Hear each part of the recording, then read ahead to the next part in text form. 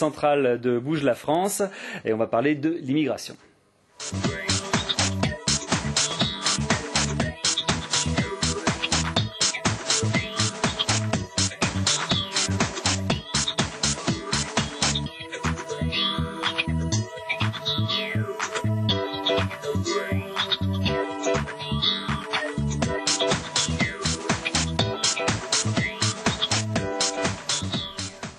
Alors mardi prochain, vous le savez, les députés examineront en première lecture le projet de loi de Nicolas Sarkozy sur la loi sur l'immigration, loi qui prête déjà à beaucoup de discussions puisqu'elle s'appuie sur le concept en particulier d'immigration choisie.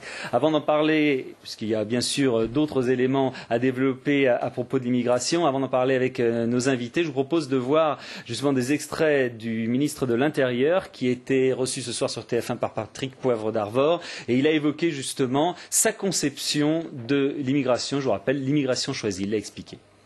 Il y a trois solutions. Soit on fait l'immigration zéro. Je n'accepte pas cette formule.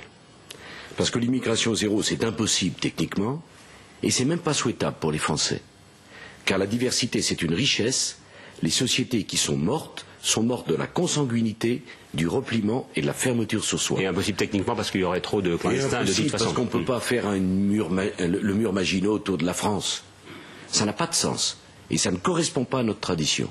La deuxième solution, c'est faire comme on l'a fait depuis 30 ans. On subit l'immigration. Après l'avoir demandé, dans un premier temps. Jusqu'en 1974, on l'a demandé. Mais alors moi, je pose la question. Si c'est le paradis ce qui se passe aujourd'hui, pourquoi on a des petits-enfants d'immigrés, petits-enfants qui sont français, et qui se sentent aujourd'hui moins français que leurs grands-parents qui étaient étrangers? C'est la faillite d'un système d'intégration. Pourquoi?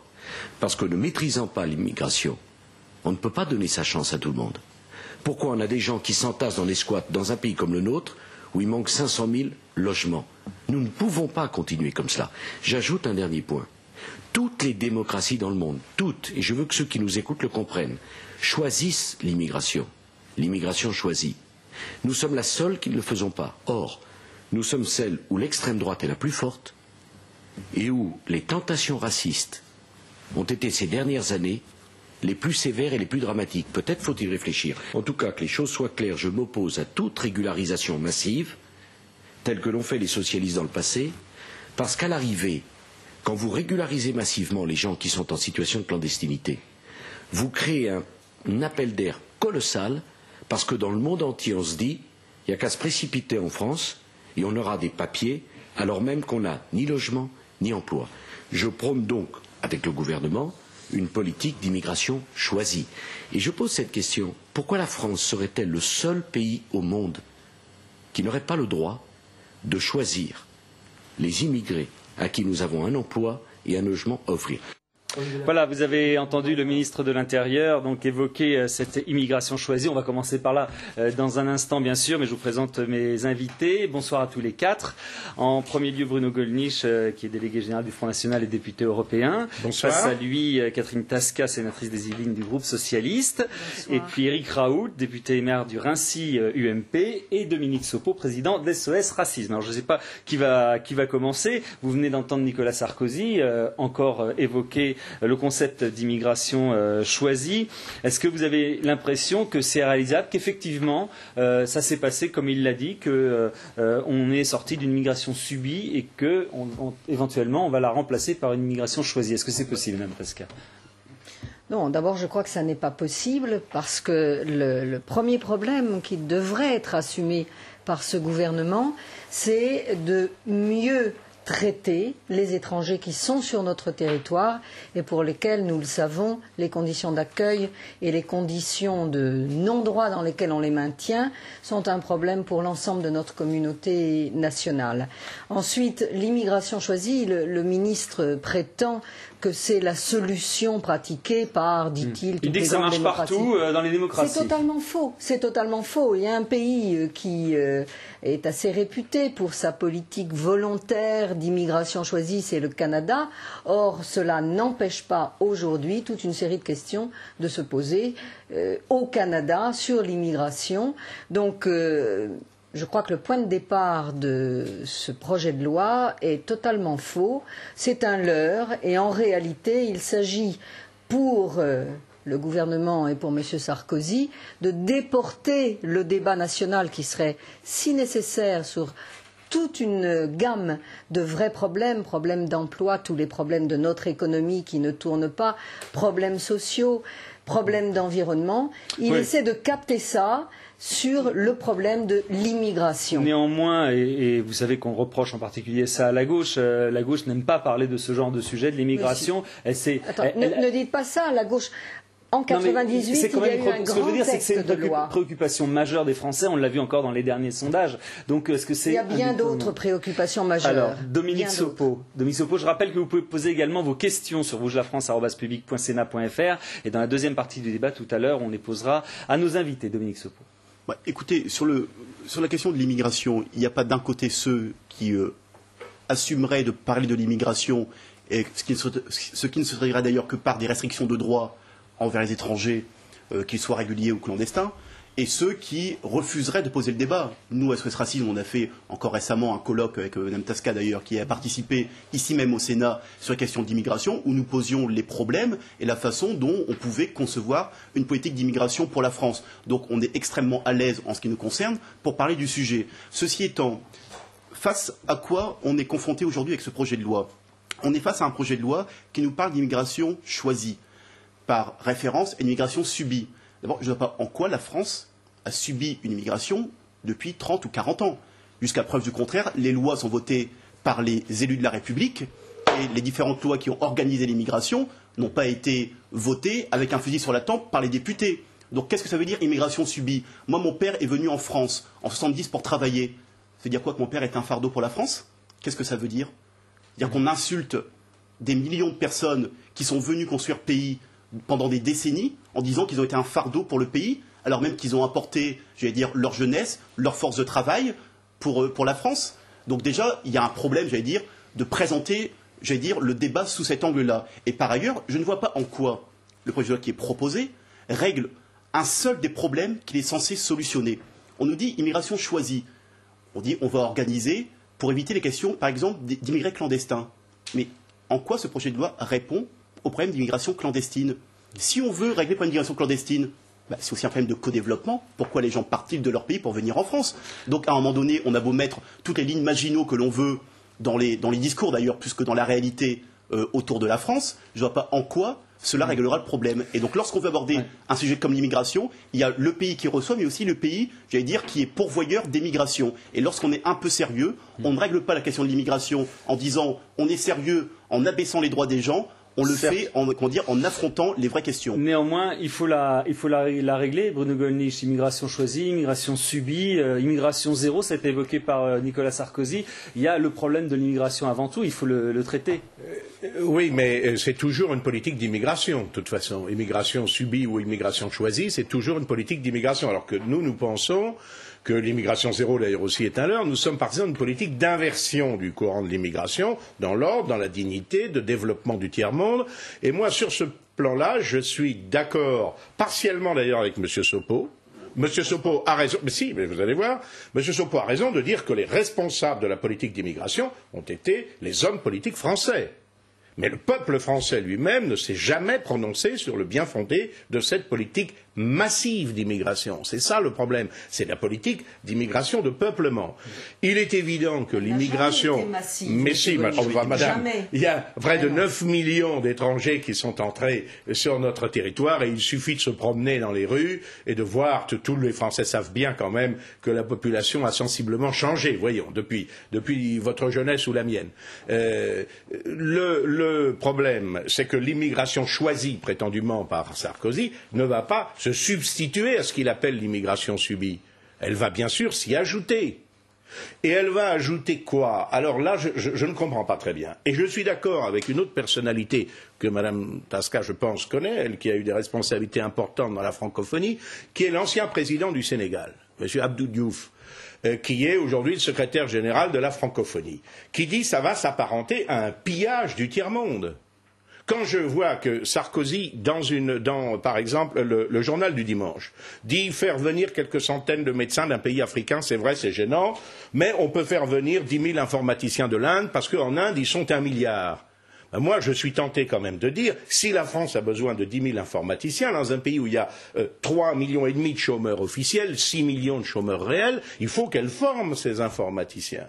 Donc je pense que c'est une politique qui a tout faux. Alors il y a quelques mesures cosmétiques dont on parlera peut-être, dont que je peux vous détailler d'ailleurs. On va juste d'abord préciser, et à mon avis politiciennes. Avec Éric Raoult pour faire un tour de table complet sur l'immigration choisie. C'est vrai que c'est un concept qui n'est pas facile à expliquer parce que on peut aussi penser effectivement que choisi, c'est-à-dire qu'on prend ce dont on a besoin et puis on laisse le pays pour le reste, le pays d'origine. Moi, ce soir, je pense que Sarkozy a la bonne position. Il est critiqué par ceux qui ont tout raté, et puis il est aussi pas apprécié par ceux qui en font tout de même une sorte de fonds de commerce. Non. D'une certaine façon, mais il a une Nicolas position... Sarkozy ne s'attaque pas à ce fonds de commerce. Non. La grande différence qu'il y a, vous voyez, sur ce plateau, entre les 4 personnes, il y a une parlementaire, il y a un professionnel de l'antiracisme, il y a un professeur d'université, un militant. Je suis parlementaire aussi, mon cher collègue. Parlementaire européen. Oui. Et il n'y a pas de maire, sauf moi. Madame Tasca, si vous étiez maire de Trappes ou de Mantes-la-Jolie, si au quotidien vous aviez dans votre permanence, pas simplement rue de Vaugirard, ici au Sénat, mais des gens qui viennent vous voir en disant Madame le sénateur, je suis là depuis 10 ans avec ma femme, qu'est-ce que je dois faire? C'est vrai qu'il n'y a pas d'un côté les sans-pitié et les sans-papiers. Mais il faut aussi qu'il puisse y avoir une certaine honnêteté intellectuelle, Madame Tasca. Vous êtes membre d'une mission d'information du Sénat. Lorsque vous êtes allé à La Réunion et à Mayotte, vous avez vu que ce n'était pas un problème de racisme. Ils ont tous la même couleur de peau. Mais là-bas, on vous a dit quoi? Si vous voulez éviter le racisme, il faut que vous preniez des positions fermes. Moi, j'ai l'impression que le Parti socialiste, il va se faire des 21 avril à répétition. C'est-à-dire qu'en l'occurrence, en oubliant la sécurité, en oubliant le problème de l'immigration, si nous avons eu des émeutes urbaines, ce n'était pas parce qu'il faisait chaud, ce n'était pas parce qu'il y avait des voitures à brûler, c'était parce que l'intégration ne se fait plus dans les banlieues. Alors vous savez, je crois que vous avez été plutôt une bonne ministre de la Culture, mais vous êtes une parlementaire de ce socialiste, comme les autres, qui oublie que le socialisme a perdu le peuple. Parce que le peuple, il le vit au quotidien, le problème de l'intégration. Je pense que tout l'argumentaire que développe M. Raoult prouve très bien la tactique qui est développée par M. Sarkozy. Bon, ce texte, oui, ce texte est vraiment un texte à visée électorale et assez peu respectable, je tiens à le dire. Je veux dire d'ailleurs, contrairement à ce que vous venez de déclarer, que le texte... Je vais y venir. Ce texte n'est pas seulement décrié par les socialistes, comme vous dites, il est très sérieusement critiqué par des gens de tous bords. Les églises, ça n'est pas rien dans ce pays. Les églises ont fait savoir très fermement au chef du gouvernement qu'elles s'opposaient à ce texte, à l'esprit de ce texte et aux termes de ce texte. Enfin, certains évêques, la défenseur, ah ben si vous en êtes à opposer là aussi, franchement, ça n'est pas très sérieux. C'est pas sérieux, c'est pas nous sommes quand même dans une démocratie. Nous sommes dans une démocratie représentative. Bon. La défenseur des enfants, à laquelle vous avez dû accorder beaucoup de crédit tout de même. Militante socialiste. Claire Brisset s'est opposée clairement à cela. Je vous dis, elle est en fin de mandat et elle devrait être soumise à un devoir de réserve. C'est élégant, c'est élégant. C'est peut-être pas élégant, mais en l'occurrence, quand on est médiateur ou quand on est défenseur de alors, on termine sur Trappes et sur... Quand M. Gollnisch quand M. Gollnisch essaie de s'approprier les propos de Abdou Diouf concernant l'immigration, là c'est tout de même grave. Pourquoi ? C'est très grave, car je ne pense pas qu'il pourrait vous rejoindre en quoi que ce soit sur l'analyse que vous faites du problème d'immigration. Je termine en parlant de Trappes, car M. Raoult, mais il a peut-être des informations un peu partiales sur ma circonscription et sur le département des Yvelines. Je connais très bien ma circonscription et le département des Yvelines, qui est effectivement un département dans lequel il y a de grands écarts de revenus, de grands écarts de population, eh bien, si j'étais maire de Trappes, et il y a un maire de Trappes qui est un maire de gauche, eh bien, je pense que je n'aborderai pas, comme vous et comme M. Sarkozy, le problème de l'immigration. D'abord, ces populations d'origine étrangère, elles ont fait très largement la richesse de notre pays. Mais on est d'accord et là-dessus, quand c'est vous pas nous le parlez, moment. Pas quand vous nous forcément, ça parlez dépend aujourd'hui lesquels. d'immigration choisie, je vous rappelle que ce fut très longtemps la politique de notre pays, dans les années 60 et 70, où pour reconstruire ce pays, nous avons fait appel en masse à des Français ou à des étrangers, mais de l'autre bord de la Méditerranée, qui sont venus plus que nous aider, ils sont venus nous enrichir et reconstruire notre pays. Mais la France était à l'époque peut-être plus attractive qu'aujourd'hui. Est-ce que, vu l'état de la France, la France avait besoin d'être reconstruite et à ce moment-là, on n'a pas pris des pincettes pour les choisir, les étrangers. L'immigration a commencé essentiellement à partir des années 60, sous la présidence de Pompidou, n'est-ce pas? D'ailleurs, c'est plutôt même 65. Non, oui. La France était largement reconstruite en 65. Ne racontez pas n'importe quoi, je vous en prie. Bon, et le coût réel, les coûts induits de l'immigration n'ont pas été vus ou ont été négligés à la fois par les responsables politiques, qui sont les seuls que nous attaquions, les responsables politiques et économiques français. Ça a été un calcul sordide pour peser à la baisse sur les salaires des ouvriers français. Ça a été un calcul absolument sordide et d'un certain patronat et des milieux politiques français qui en ont été les complices, au détriment des Français les plus pauvres. Et on s'aperçoit d'ailleurs, on disait, mais les Français ne veulent pas faire ces travaux. Mais quand on paye correctement les travaux, y compris par exemple aujourd'hui les travaux des éboueurs, par exemple, eh bien, on trouve des candidats français. Seulement, il faut payer le travail manuel à sa juste valeur. Mais ce que je ne comprends pas, Madame Tasca, ce que vous ne voulez pas voir, c'est que les Français, ils peuvent aussi être d'origine étrangère. Mais bien sûr. Et en très grand nombre. Et ils sont souvent militants au Front National. 2, 3, 4 générations. Tout à fait. Et ils sont Dominique Sopo. Mais ils sont souvent militants du Front National. Et ceux-là sont venus légalement, ils ont travaillé, ils se sont intégrés, ils ont demandé la nationalité française, et nous les considérons comme nos compatriotes. Comme 95% des gens étrangers d'origine étrangère sont venus légalement dans ce pays. Donc il faut arrêter de faire croire. Non, c'est tout à fait faux. Non, c'est pas tout à fait faux. Vous avez pris l'exemple de votre père. Il y a aujourd'hui 7%. Oui, mon père est venu légalement en France, en l'occurrence. Tout le monde est d'accord. Tout le monde est d'accord pour dire qu'il y a aujourd'hui 7% seulement des immigrés qui viennent dans le cadre d'un contrat de travail. Tout le monde est d'accord. Non, mais attendez, évidemment, puisque aujourd'hui. Non, mais attendez, vous dites 7% sur quelle masse? Sur une masse qui est extrêmement faible, puisque effectivement, il n'y a plus d'immigration économique aujourd'hui dans ce pays. Donc, le 7% ne correspond strictement. Oui, c'est le regroupement familial qui fait aujourd'hui le gros de l'immigration. Alors, qu'on vienne ici uniquement pour avoir les allocations familiales. Mais comment ça pour les allocations familiales? Excusez-moi, on fait venir des gens, ils veulent travailler, ils veulent vivre avec leur famille, c'est quand même la moindre des choses. Quand un Français va à l'étranger, on lui dit ah non, vous n'avez pas le droit de faire venir votre femme et vos enfants. Qu'est-ce que ça veut dire? Comment dire? Les droits, c'est les droits à un moment donné. Quand quelqu'un, attendez, Monsieur Galmier, je termine. On laisse terminer Dominique Sopo et on va parler du regroupement familial. Les allocations familiales, en l'occurrence, sont quand même ouvertes par le fait que les gens cotisent. Donc c'est quand même un peu normal qu'on soit français ou étranger, si on cotise, on a le droit, j'allais dire, aux droits sociaux. Et par ailleurs, je ferai remarquer, contrairement à ce que disait Bruno Guéry tout à l'heure sur le coût de l'immigration, qu'en matière de sécurité sociale, je ferai remarquer que la sécurité sociale n'est pas plus déficitaire que ça parce qu'il y a des étrangers et parce qu'il y a des enfants d'étrangers qui sont une population beaucoup plus jeune. Donc de ce point de vue-là, c'est plutôt... Eric Raoult, s'il vous plaît, je voulais vous poser une question. En termes de retraite, en termes d'assurance maladie, parce que les allocations familiales, par ailleurs, ce que vous ne dites pas, c'est peanuts en termes de sécurité sociale, c'est vraiment la dernière roue du carrosse en termes de masse financière.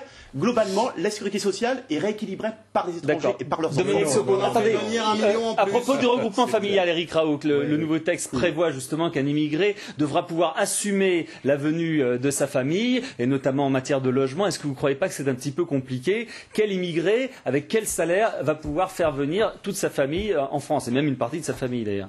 Ce que Nicolas Sarkozy propose, d'abord, c'est pas né dans sa tête. Ce sont bien souvent des propositions qui ont été faites par de nombreux élus locaux au regard de ce que nous vivons.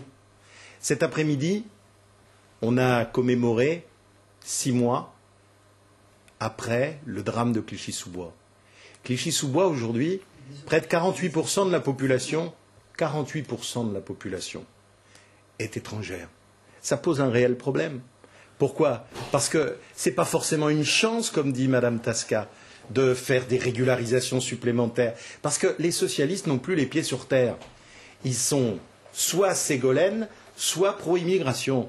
Est-ce qu'on ne pourrait pas avoir... Attendez, je termine. En quoi est-ce que vos mesures... Là, c'est des arguments politiques. Essayons de pas sortir essayons de rester sur le débat de la loi, sur le fond, et pas parler d'arguments politiques, parce que sinon, c'est déjà assez vaste. Restons sur la loi. En quoi est-ce que la loi va faire changer cela? Il y a des mesures absolument cosmétiques.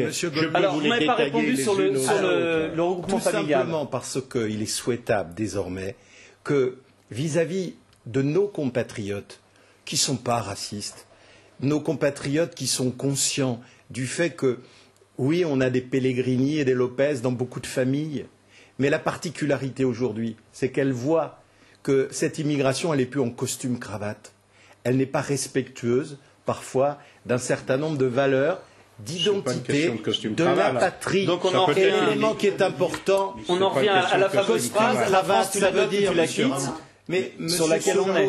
Monsieur Sopo, enfin, je ne dis pas ça par rapport au fait que vous n'en ayez pas ce soir. Ce que je veux vous dire, c'est que nous ne pouvons pas avoir une immigration qui soit uniquement sur, je dirais, une sorte de connotation démographique. Nous ne sommes pas un pays de peuplement. La France, ce n'est pas l'Australie ou le Canada, Madame. Mais de quoi vous parlez? C'est bien de découvrir ça. Mais on ne découvre pas. Mais si, ça fait 30 ans que votre formation a participé à cette politique d'immigration. Vous étiez pour l'Algérie française. Aujourd'hui, on aurait peut-être plus de problèmes si Monsieur Le Pen était resté. Bon, là. Mais c'est une très bonne question, mais je vous réponds. Voilà, Algérie française. Chogolnich, Algérie française. Vous aussi, d'ailleurs, Monsieur Raoult. La particularité. Non, j'étais trop jeune. Je suis né en 55. Donc l'élément qui est important. Mais ça n'a pas marché, Monsieur Raoult. Aujourd'hui, l'Algérie est indépendante. Oui. Alors, c'est à l'Algérie à assumer l'avenir des Algériens. Bon, enfin, vous ça voyez. n'est plus au nôtre. Bon, c'est vrai l'élément... que... Mais attendez, arrêtez de me pousser, vous n'avez pas pouvoir encore. Mais ce que vous dites est très important et intéressant. Juste une phrase. Ouais. Si nous étions effectivement dans le cadre d'un empire qui couvrait la moitié de l'Afrique, Madagascar, une partie de l'Indochine... Dunkerque, Catadamasset. Bon, si nous étions dans le cadre d'un État fédéral, et c'est vrai que je reconnais cette communauté, ce qu'a été cette communauté de destin, avec la mise en commun des ressources naturelles. C'est parfait, mais je vous rappelle que tous les Européens ont été expulsés d'Algérie. Moi, je voudrais qu'on revienne au fond, je vous rappelle au que texte. tous les Européens ont été assurés d'Algérie. Le problème des Algériens, aujourd'hui, c'est le problème de M. Bouteflika. On a bien entendu. Je voudrais qu'on parle, puisqu'on était sur... vous avez évoqué... Non, mais le regroupement familial, vous ne m'avez pas répondu, donc. Je vous ai répondu que la logique du regroupement familial, c'est aujourd'hui de dire que lorsque nous voulons choisir l'immigration, c'est qu'il y a sur ce territoire un grand nombre de nos compatriotes qui sont prêts à accepter que leur voisin de palier ait un travail non pas en concurrence du leur. C'est-à-dire que arrêtons de dire que ça serait une sorte d'immense chance. Madame Tasca pense que l'immigration... parce que c'est sa logique politique, un peu idéologique, que, comme internationaliste, certes social-démocrate, mais elle est prête à accueillir de nouveaux immigrés. Mais ces électeurs, il y restera peut-être quelques grands électeurs sénatoriaux dans les Yvelines, mais plus d'électeurs populaires. Mais en quoi est-ce que votre loi change? Catherine Tasca, en quoi est-ce que cette loi change? Monsieur Gollnisch, je laisse répondre Catherine Tasca. Là, on est dans une confusion tout de même assez scandaleuse. D'abord, je voudrais rappeler que le poids de l'immigration en France reste un poids relatif. Mais ces messieurs s'emploient à en faire un objet de peur collective. C'est une réalité. Je me fais habiter dans les quartiers. Attendez, monsieur Raoult. On n'est pas rue de Vaugirard. Laissez terminer Madame Tasca. Mais oui, mais elle n'a pas les pieds sur terre. Je veux vous dire, attendez 2 secondes. Je suis assez grande pour répondre. Ce problème de l'immigration, dont on veut faire croire qu'il est massif et qu'il obnubile toute la population française, il existe très concrètement sur certaines parties du territoire où nous avons collectivement, mais vous plus que nous d'ailleurs, organisé notamment d'ailleurs dans les années 70, la ghettoisation de ces populations qui ont été accueillies. Vous me parliez de Trappes, vous savez combien il y a d'immigrés à Trappes, vous parlez des vôtres.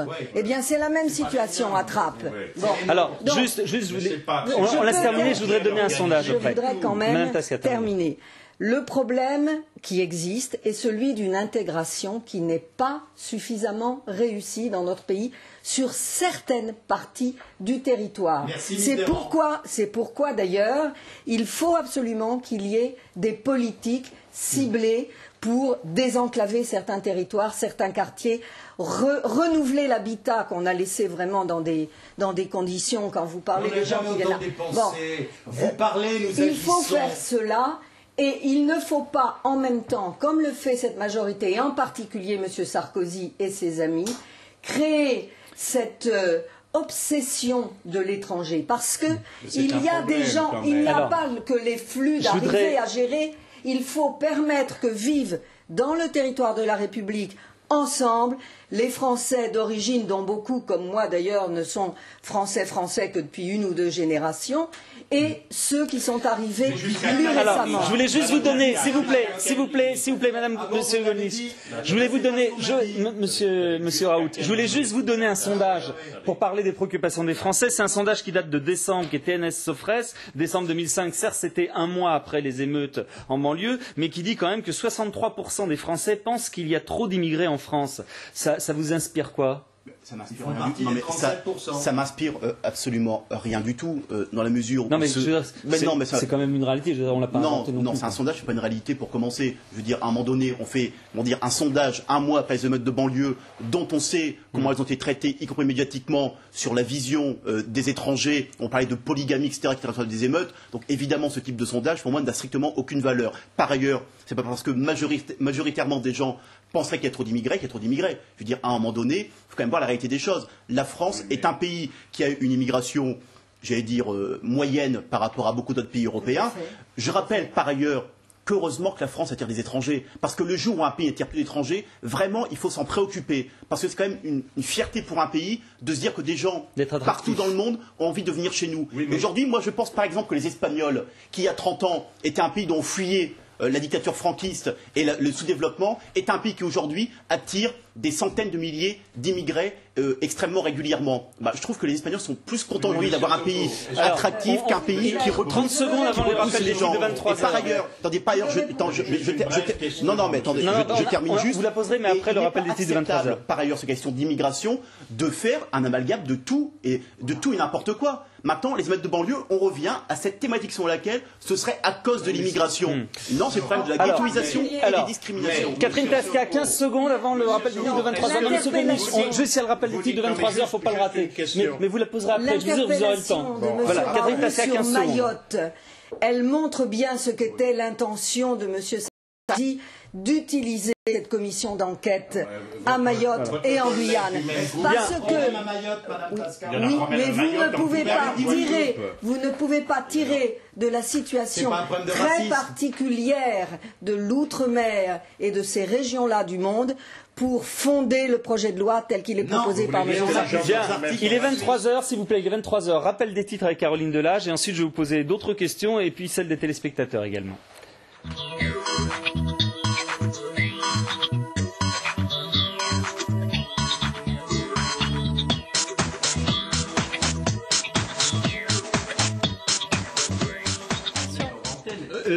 Le débat, c'est dans 2 minutes. Caroline Delage.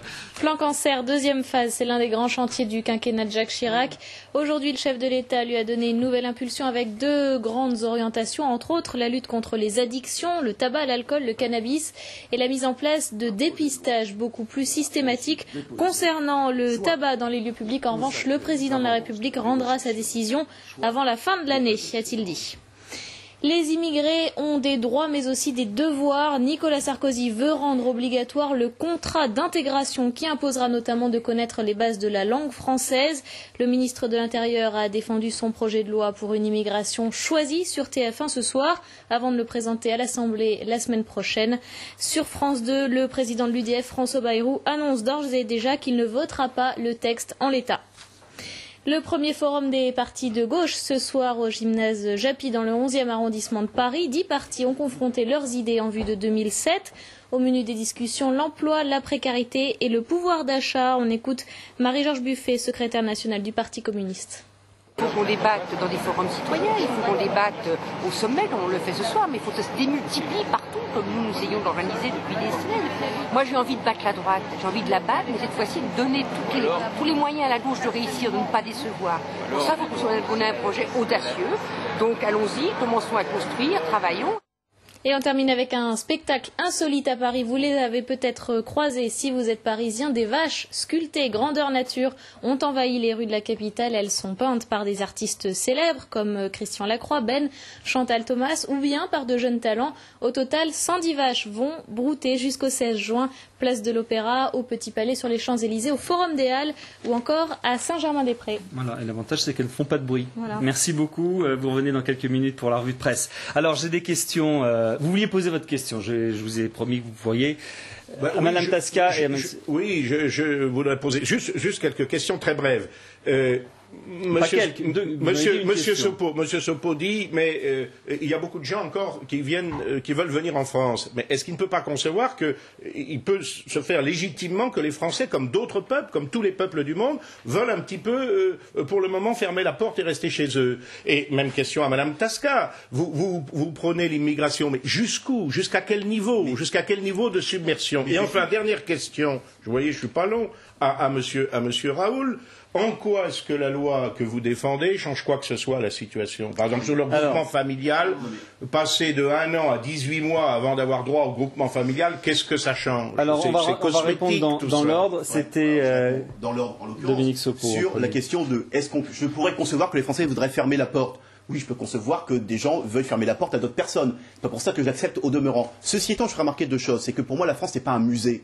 Avec des Gaulois qui resteraient entre eux. Donc, et je pense que la France, monsieur, qui vous a accueilli, vous, votre père? Non, pas moi. Moi, je suis né ici, monsieur, en l'occurrence. Donc, la France ne m'a pas accueilli, je suis né ici. Qui vous a généreusement, par son code de la nationalité, en l'occurrence. Non, je suis né en France, ça s'appelle le droit du sol. Ça s'appelle, comment c'est une discrétion? Attendez, laissez-le, ça veut dire quoi? Monsieur Gollnisch, là, on s'entend plus, là. Non, mais vous avez posé une question. Monsieur Gollnisch, vous avez posé une question, c'est normal qu'il vous réponde. Non, mais attendez, que votre racisme, à fleur de peau, s'exprime à mon encontre est une chose, mais faites un peu attention à vos propos. Donc je n'ai aucune réserve à avoir, parce que je suis autant citoyen que vous, monsieur Gollnisch. Donc je n'ai aucune réserve à avoir, en l'occurrence. Je n'ai aucune réserve à avoir. C'est bon, s'il vous plaît. Madame, s'il vous plaît. Il y a eu la réponse, monsieur Gollnisch. Là, c'est bon, on ne va pas pouvoir poser de questions. Bien. S'il vous plaît, Dominique Sopo. La nationalité française, les gens qui sont nés en France, c'est votre problème. Mais encore, je suis né en France. Catherine Tasca voudrait répondre elle aussi. S'il vous plaît. Non, parce que sinon, on ne s'entend pas, on ne comprend plus rien, là. Ça fait 1 minute que les spectateurs ont décroché, là. Non, ils n'ont pas décroché, je suis insulté par quelqu'un qui évoque à mon encontre. On n'entend rien. Quand vous parlez tous les deux ensemble, on n'entend rien. Si vous insultez monsieur. Deuxième point par rapport aux Français. Monsieur Gollnisch, laissez-le parler. Aucune réserve à avoir, je suis citoyen, je m'exprime comme je l'entends, en l'occurrence. Et moi, dans le respect des lois de la République, ce qui n'est pas tout le temps votre cas. Alors, en l'occurrence, sur, est-ce que les Français voudraient fermer la porte? Je constate quand même que la France est un pays qui a réussi à intégrer, tant bien que mal, décennie après décennie, des vagues d'immigration. Qu'aujourd'hui la France est un pays qui est extrêmement métissé, ce qui n'est pas négligeable sur la capacité qu'ont les Français justement à être généreux par rapport à l'autre. Et que donc la France a un très fort potentiel de fraternité qui est parfois mis à mal par des discours populistes et des discours de peur envers les immigrés et leurs enfants, mais qu'en l'occurrence, moi j'ai confiance en la France et j'ai confiance dans la générosité des Français pour l'avenir du pays. Catherine Tasca, vous répondez. Oui, d'abord je pense que sur un débat aussi sérieux, il vaudrait mieux éviter de faire la compétition sur les décibels. Ça ne sert à rien. Je suis d'accord avec vous. Ensuite, en ce qui concerne la submersion, il n'y a pas de submersion. Il y a des problèmes réels, économiques et sociaux, qui touchent la situation des populations d'origine étrangère dans notre pays, mais beaucoup plus largement toutes les couches de population à faible revenu, voire de population en situation d'exclusion. Ce sont ces problèmes économiques et sociaux qu'un gouvernement responsable doit affronter et auxquels il doit apporter des solutions. Ce n'est pas en lançant, comme le fait actuellement M. Sarkozy, ce débat sur l'immigration avec de fausses solutions et finalement simplement la machine à réveiller les peurs voire les haines, que l'on répond aux vrais problèmes économiques et sociaux. Je rappelle que la grandeur de la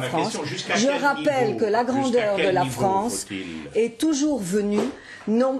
Monsieur Sarkozy parle de la France qu'on aime ou qu'on n'aime pas, et si on n'aime pas, on doit la quitter. Ben, nous n'aimons pas la même France. Moi, je pense que la France, que la grande majorité des Français aiment, c'est celle qui est ouverte, qui s'enrichit des autres et qui va puiser chez les autres. Une France ouverte. Toute notre histoire va dans ce sens. Et il y a des contradictions quand même que je voudrais souligner. Aujourd'hui, dans cette maison, le Sénat, il y a un colloque sur la francophonie. Oui. Auquel participent des gens de divers pays. Des images tout à l'heure. Donc cette maison abrite un colloque sur la francophonie. Si la francophonie n'est pas le lieu de l'échange, de l'accueil des différentes cultures autour d'une langue commune, alors je me demande ce que c'est. Et je rappelle par ailleurs que ce sont ceux qui sont les plus ardents défenseurs de la mondialisation et donc de la plus vaste circulation des marchandises qui aujourd'hui s'opposent d'une façon véritablement injuste, souvent cruelle, s'oppose à la circulation des personnes. On ne peut pas chanter la mondialisation des marchandises et fermer les portes pour que les Français restent entre soi. Répondez à votre question. Alors, la question de M. Gollnisch, est-ce que quand la droite fait quelque chose, parce que le but, c'est pas que l'extrême droite en parle, c'est que la droite le fasse. Le but, c'est qu'après le texte du 26 novembre 2003, nous avons doublé le nombre de reconduites à la frontière. Le professeur Gollnisch le sait, quand il y a une personne en situation... Non mais attendez, 20 000, il y a 400 000 entrées. Vous, Madame Tasca, vous avez fait une politique cata. C'est-à-dire qu'en l'occurrence, pendant des années, vous avez proclamé les reconduites à la frontière qui, au total, n'étaient pas exécutées. Et vous savez ce qu'ils faisaient? Ils n'allaient pas à Versailles, ni rue de Solferino, les sans-papiers. Ils venaient à Clichy-sous-Bois. Alors la particularité, ce que nous voulons, entre ceux qui sont irréalistes, d'un côté, ceux qui le sont aussi de l'autre. Eh bien, avec Nicolas Sarkozy, il y a un effort de fermeté, il a été mis en place, et il y a un effort de justice. L'effort de justice, il doit être équilibré.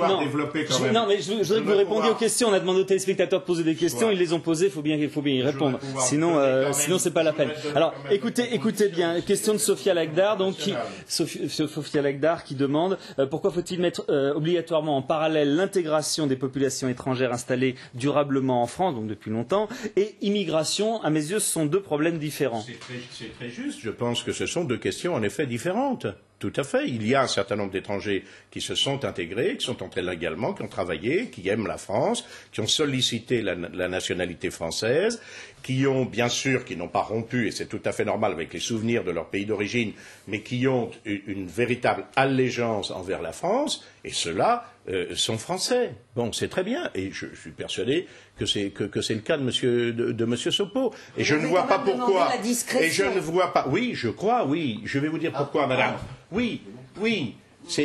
Quand vous êtes ou quand vous avez été récemment. Il est chez lui. Bon, Monsieur Sopo père a été invité et Monsieur Sopo fils a bénéficié d'un code de la nationalité extrêmement généreux. Si moi-même, par exemple, mon épouse est d'origine japonaise, si j'avais immigré au Japon, si j'avais obtenu la nationalité japonaise et si mes enfants étaient nés japonais, je leur conseillerais malgré tout, compte tenu de leurs origines, une relative discrétion dans la revendication de l'accueil de millions d'autres étrangers dans leur propre pays. Ça me paraît une question de bon goût, une question de décence. Maintenant, je regrette que vous ne le perceviez pas comme ça. Voilà, question, mais c'est la conception. Autre question, est-ce qu'il n'y a pas un amalgame? C'est une question qui est revenue plusieurs fois. N'y a-t-il pas un amalgame entre immigration clandestine et immigration tout court? C'est vrai de la part des téléspectateurs et des Français en général. Évidemment qu'il y a un amalgame, parce que l'immigration clandestine est une réalité, mais qui est, induite par les déséquilibres mondiaux en termes de développement et en termes de liberté politique dans un certain nombre de pays, parce que les gens ne vivent pas par plaisir.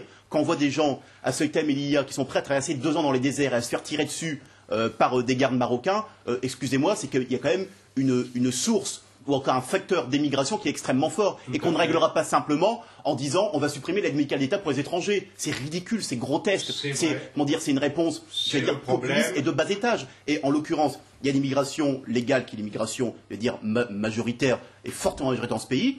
il y a une migration clandestine, mais si on veut régler le problème de l'immigration clandestine au point de départ, il faudra quand même bien qu'on arrête d'avoir une conception, je veux dire, d'une France repliée comme une sorte de citadelle avec une ligne Maginot. La question de la clandestinité, c'est la question aussi du développement des pays qui sont pourvoyeurs des migrations.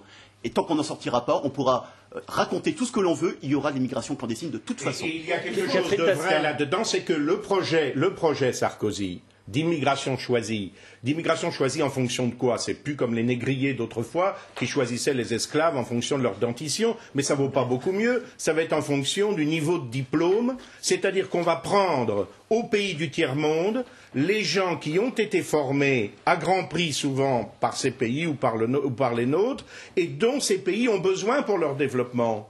Ce qui va aggraver la situation de sous-développement de ces pays et par conséquent va aggraver l'immigration. Ce qui est clair aussi, c'est que certaines législations, comme celle que propose aujourd'hui M. Sarkozy, en fermant les portes à l'immigration régulière, légale, en rendant le parcours du combattant quasiment impossible, crée de l'immigration clandestine. Je ne prends qu'un exemple, une mesure. Le fait de reculer sur un droit qui existe, je crois, depuis 1984, qui était la régularisation au bout de 10 ans de séjour 95. Sur le sol, 95. Peut-être 95, c'est au moins 10 ans. C'est Daniel Mitterrand qui est allé en 1995. Le fait de fermer cela et de dire il n'y aura plus de droit à la régularisation au bout de 10 années de séjour sur notre sol, séjour sans esclandre, sans rien, obligatoire. C'est un recul. Automatique. C'est un recul qui va automatiquement générer de l'immigration irrégulière. On a dépassé le temps, on va conclure là-dessus. Vous allez rester parce qu'elle l'a pas lu. Vous allez rester avec nous parce qu'on va regarder maintenant la revue de presse de demain matin avec Caroline Delage.